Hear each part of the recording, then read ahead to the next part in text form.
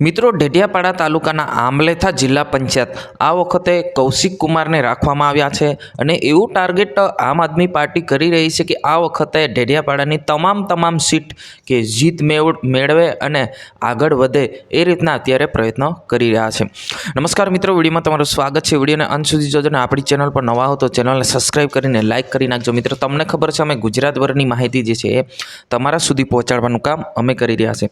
હવે મિત્રો, આજે આપણે વાત કરવા જઈ રહ્યા છે કે અત્યારે જ્યારથી ચૂંટણીનો તારીખ જાહેરાત થઈ ગઈ ત્યારથી અત્યારે લગાતાર તમામ પાર્ટીઓ મહેનત કરી રહી છે। ત્યારે ઢેડિયાપાડા તાલુકાના આંબલેથા જિલ્લા પંચાયતમાં આ વખતે જે મજબૂત ઉમેદવાર રાખવામાં આવ્યો છે જેમનું નામ છે કૌશિક કુમાર વસાવા, જે અત્યારે ઢેડિયાપાડાના ધારાસભ્ય ચેતરભાઈ વસાવા દ્વારા અત્યારે લગાતાર મહેનત કરવામાં આવી રહી છે। તો આ વખતે શું ચૂંટણીનો માહોલ જે અત્યારે ખૂબ જ ગરમાયો છે, કેમ કે જે ચૂંટણીની જાહેરાત થતાં જ તમામ પાર્ટીઓ પક્ષ જે પોતાની ટીમને મજબૂત કરવા માટે અત્યારે લગાતાર મહેનત કરી રહી છે। ત્યારે આજે આપણે જે રીતના આપણે જોઈ રહ્યા છીએ, આગળ ઘણા જિલ્લા પંચાયતની આપણે સીટો પર વાત કરી ગયા અને તમે જોયા પણ હશે વિડીયો।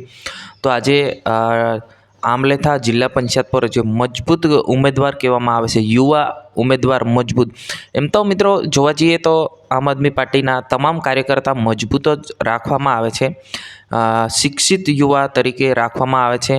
અને જે આ વખતે જે આંબલેથા જિલ્લા પંચાયતના જે ઉમેદવાર છે કૌશિક કુમાર વસાવાને રાખવામાં આવ્યા છે।